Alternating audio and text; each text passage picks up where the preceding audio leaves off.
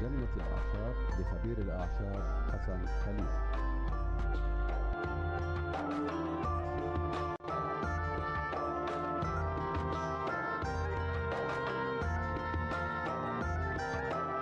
جنة الأعشاب لخبير الأعشاب حسن خليفة.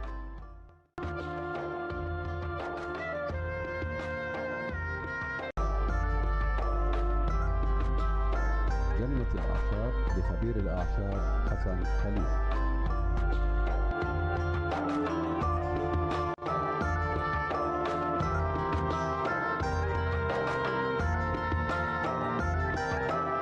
جنة الأعشاب لخبير الأعشاب حسن خليفة.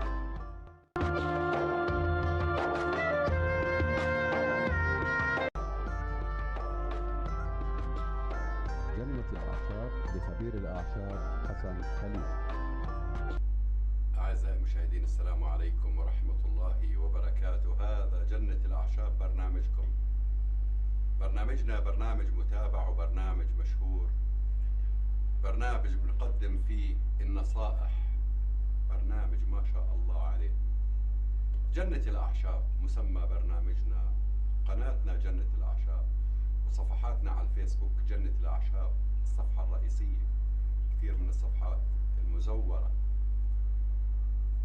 فوائد الأعشاب وأضرار الأعشاب، لكن مشاكلنا في هذه الأيام فيروسات وعدوى، أمراض الله يعلم إيش هي، تسبب لنا مشاكل، ضعف، تعب نفسي، مشاكل كثيرة. لكن والله حبيت أذكر اليوم اختلاف الجو ما بين الحر وما بين البرد. في النهار جو ما شاء الله، بالليل برد، ما بنكون لابسين، ننصاب بالعدوى، نصاب فيروسات الله يعلم ايش هي. لكن يا اخوان، اجدادنا كانوا ينصابوا وكان عندهم امراض وكانوا يستفيدوا من الطبيعة، لكن كانت مشاكل الناس ولا زالت الناس، أطفالنا يطلعوا على المدارس أو يطلعوا من البيوت أو حتى من غرفة حامية لباردة بينصابوا بالسعال، إشي جاف وإشي رطب وإشي سعال ديكي. لكن كيف الناس كانت تتغلب على مصاعب السعال، والله سعال، كيف بدك تطلع كل شوية سعال؟ اليوم اللي يسعل الناس تهرب منه،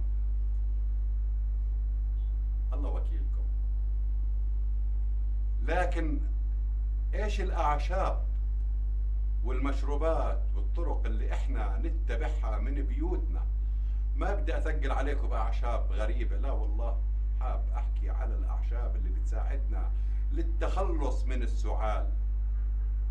إن ضلينا ساكتين على السعال، ابني بسعل مش مهم، هي الدواء شربته معلقة الصبح وآخر النهار وما طابش، كل يوم على دكتور، ابنك ممكن يتعرض للربو، ممكن الحساسية تسبب لنا السعال، لا ينيمك بالليل ولا حتى هو في المدرسة صعب انه يكون سعال. هذا مرض، هذا عرض بصيب أبداننا، فلازم نخلص منه. كنا معرضين لهذه المشاكل، لكن كيف نخلص من السعال؟ فصول بنطلع ما بين الخريف والشتاء، بتعرض الكثيرين منه إلى الإصابة بأمراض الجهاز التنفسي، ومن بينها البرد والإنفلونزا والسعال. بتحدث نتيجة العدوى الفيروسية، وبصيبنا إما السعال الجاف وإما السعال الرطب، واثنين بيسببوا التعب والوهن، وبنذهب للطبيب بوصف لنا على أدوية للحالة، وبيميز هذا جاف وهذا رطب وهذا ديكي، ولا هذا ربو، ولا هذا تحسس. صحيح، نعم صحيح.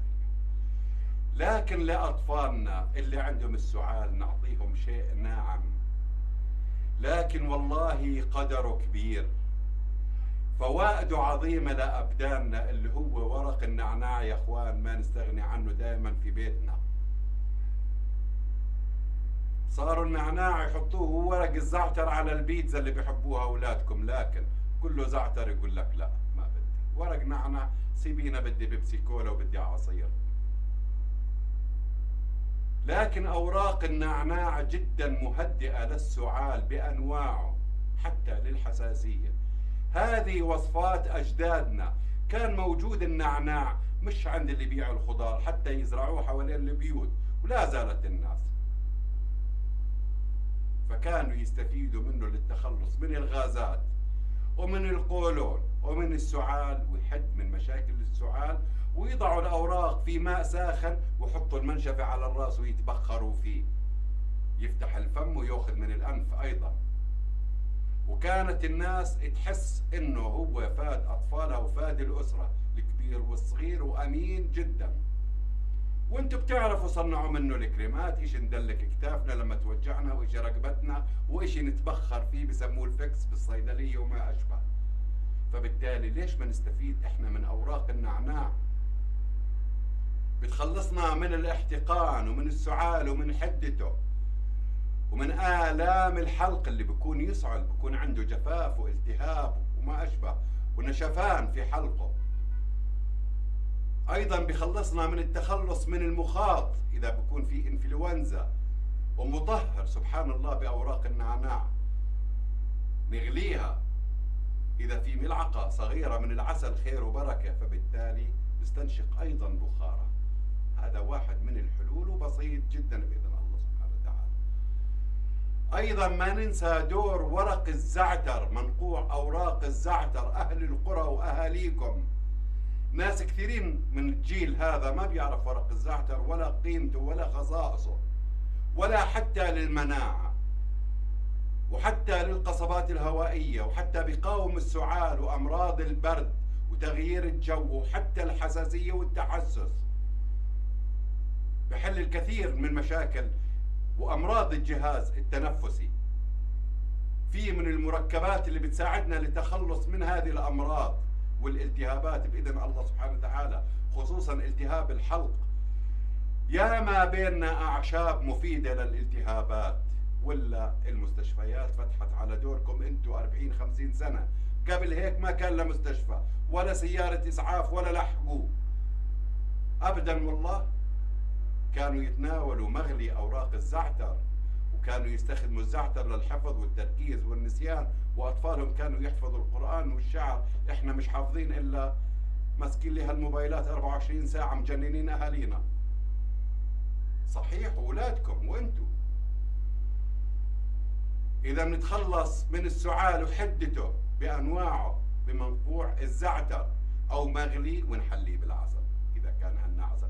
والله أنا أخاطب أكثر الناس فقراء ما بإمكانه إنه يشتري عسل، لكن أنا أقول لكم حطوا سكر، والله المناعة بتضعف، لكن ما بالإيد حيلة. اللي ما بحب يشرب الشيء على طبيعته شو بدنا نعمل؟ إذا الزنجبيل مع العسل للقصبات الهوائية والتهابات الصدر بشكل عام، وحتى التهاب الحلق، وحتى بيقوي جهاز المناعة. الزنجبيل مع العسل مع الليمون، عصير الليمون، يا سلام، سهلة والله. الزنجبيل من الأعشاب اللي بتحتوي على مضادات طبيعية للفيروسات يا أخوان. لما نحكي مضاد فيروس بصير يضحك علينا، لكن والله إنه مضاد للفيروس، ومنشط ومعرق ومدر للبول، وبدخل في علاجات السعال والتهابات الحلق والتهابات القصبات الهوائية.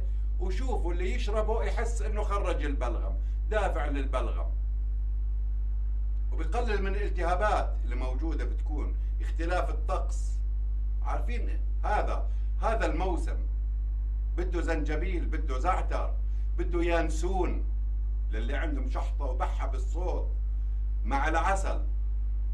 فبالتالي بنستفيد منه إن كان مطحون مع العسل أو مبروش بأي طريقة كانت. الزنجبيل هو والله من الأعشاب، من قائمة الأعشاب الأولى للكثير من العلل الكثير من الأمراض،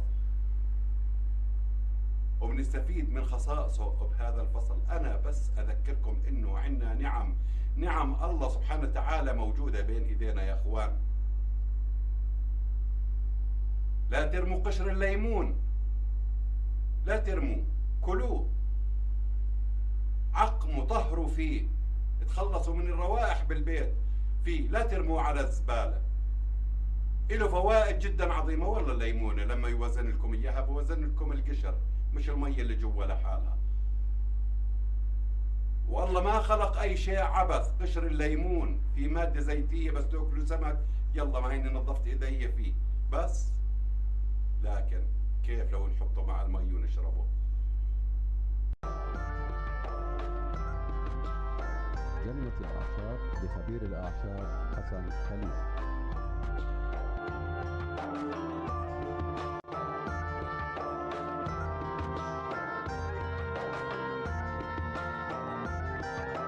جنة الأعشاب لخبير الأعشاب حسن خليفة.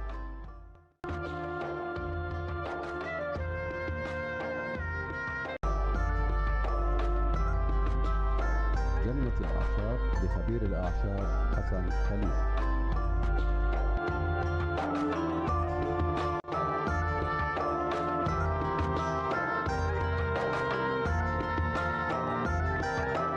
جنة الأعشاب لخبير الأعشاب حسن خليفة.